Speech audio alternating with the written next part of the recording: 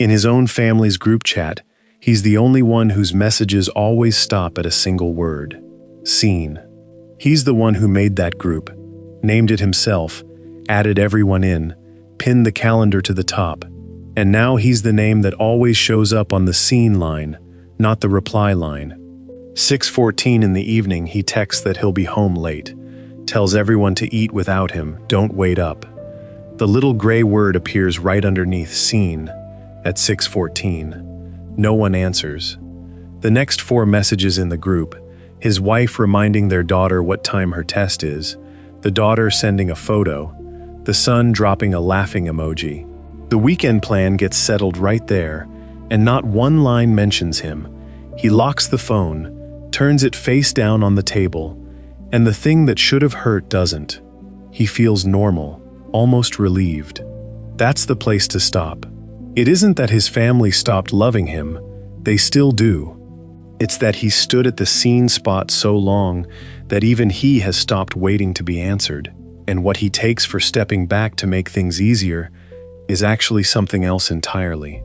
Most people assume a man who feels himself fading inside his own home is a man his family is neglecting. But for this man, no one is neglecting him. They love him. They've just stopped seeing him. And those two things are not the same. What he takes for the family forgetting he's there is actually him having taught them that there's nothing in his spot worth looking at. Every time he swallows a sentence, every time he answers just to close it off so no one has to bother, he isn't keeping the house calm the way he thinks. He's quietly teaching everyone who lives with him to get used to not noticing him anymore. Nobody grows up and just naturally becomes the invisible manager of his own family. It's a role handed to him early, and it's handed to him through reward. A boy figures out that when he's useful, when he handles things himself, when he takes work off the grown-ups, he has a solid place in the house.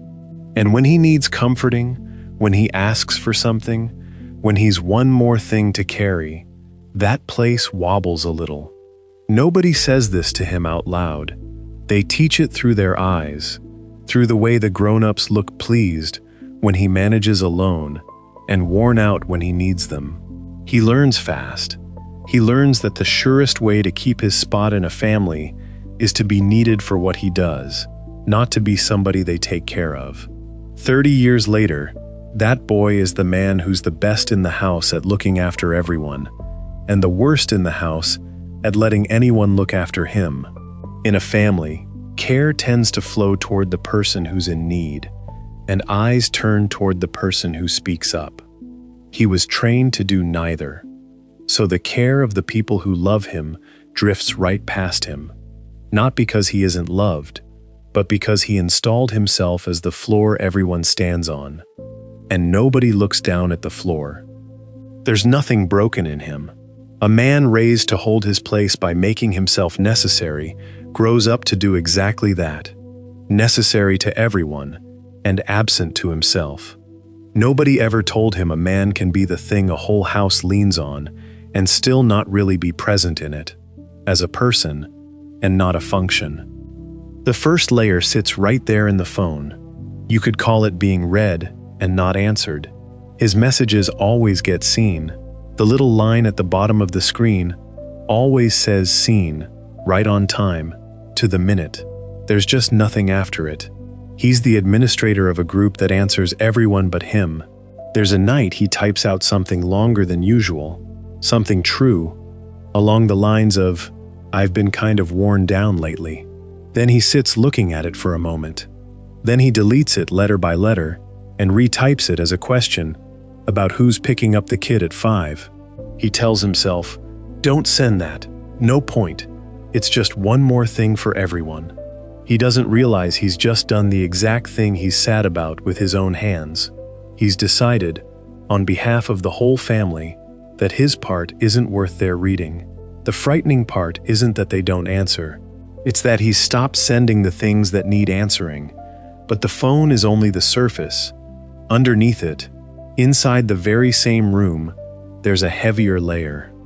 The second sign happens when he isn't behind a screen at all, but sitting right there, in the flesh, at the dinner table. He says something, an opinion, a small story about his day, and the conversation steps over it. Nobody's rude. Nobody cuts him off. His sentence just doesn't land anywhere. Like a missing step on a staircase, the whole family has learned to skip without knowing they're skipping it. Then the daughter goes on with her story. His wife asks about something else, and the sentence he just put out sits there a second and dissolves. He learns, after enough times like that saying less is easier, so he says less. He shifts to the safe sentences, the logistics ones. Who needs what time we're leaving, is the car filled up? Because those always get an answer. He discovers he can be present at every dinner and leave almost no trace of the person he is, only the function. And he calls that harmony. He tells himself the house is at peace. But a man who shrinks himself down to just the useful part isn't at peace. That's only absence, well disguised. That still isn't the deepest place. Underneath it, there's something colder than not being answered. The third layer is when the family starts talking about him instead of talking with him. He becomes a topic in the logistics of his own house. His wife tells the kids, "Don't bother your father, he's tired." A weekend of his gets arranged and then relayed to him. The way you update someone on a schedule, not the way you include someone who was there when it was decided. People look after him the way you look after a roof, checking that it still holds, but nobody sits down and asks how much that roof is carrying. This is the most twisted part of the whole thing. The care is still there, but it's changed shape. It's no longer care for a person with an inner life.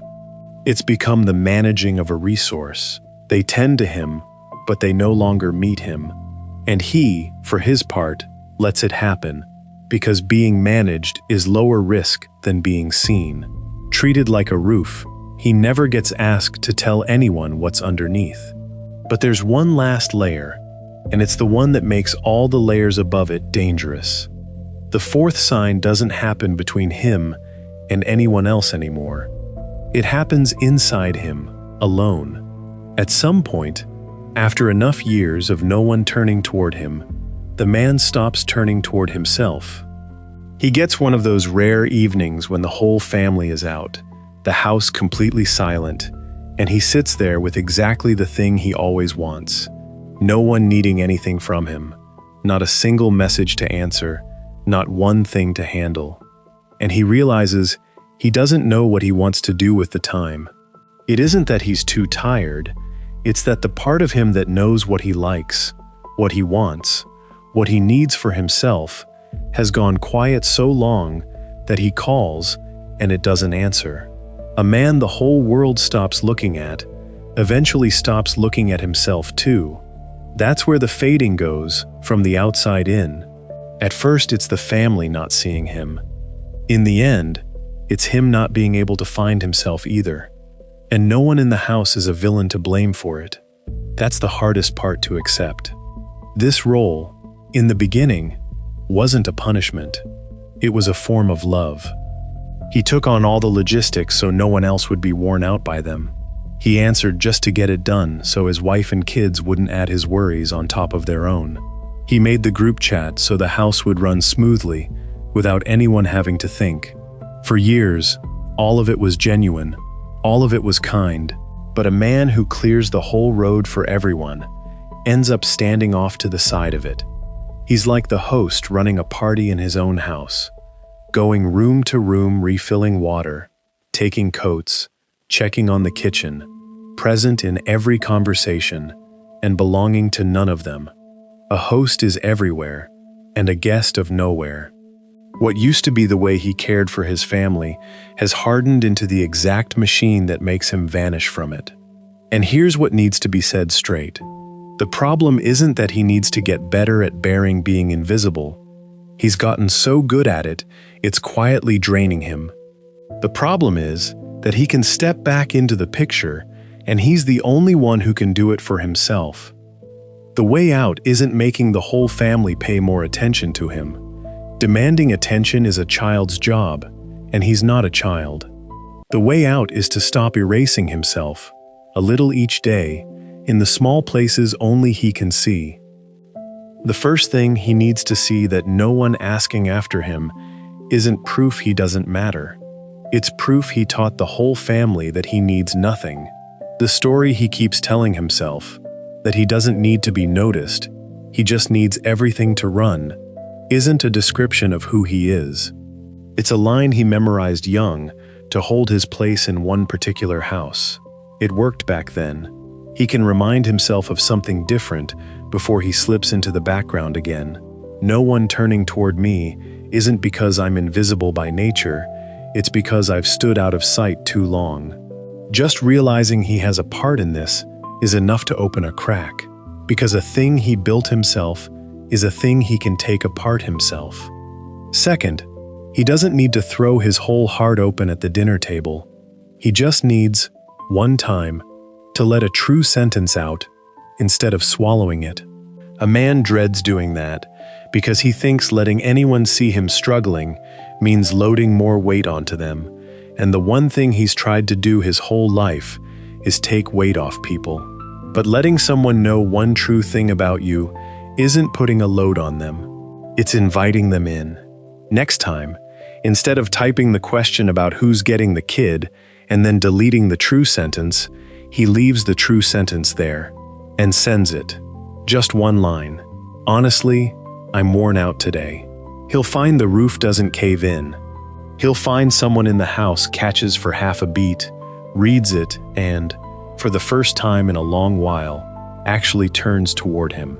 The third thing, and maybe the hardest, is that he has to let himself be a member of the family, not just the one who runs it.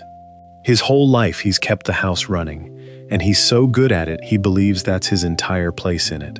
But a man who only knows how to carry the whole family and never lets the family hold him up isn't stronger than anyone. He's just lonely in a more useful shape. He can tell himself that letting his wife and kids worry about him a little isn't bothering them. It's giving them back the very thing he's given them for years, the feeling of being needed, of mattering to someone. The people who love him don't need a roof that never leaks. They need him, including the parts of him that aren't convenient.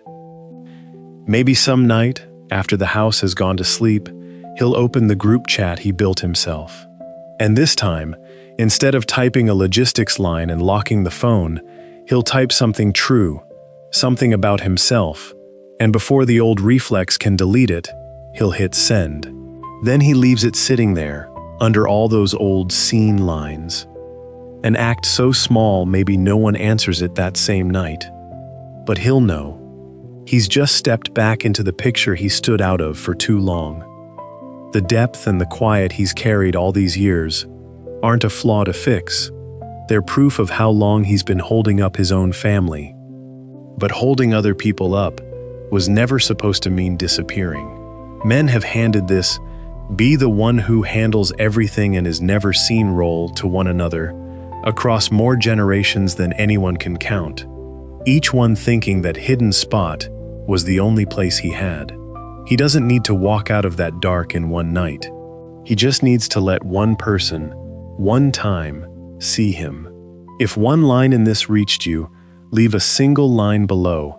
Just one is enough. Because right now, there's probably another man reading it from inside his own crowded house, and he needs to know he isn't the only one who always shows up on the seen line. You're not alone. You never were.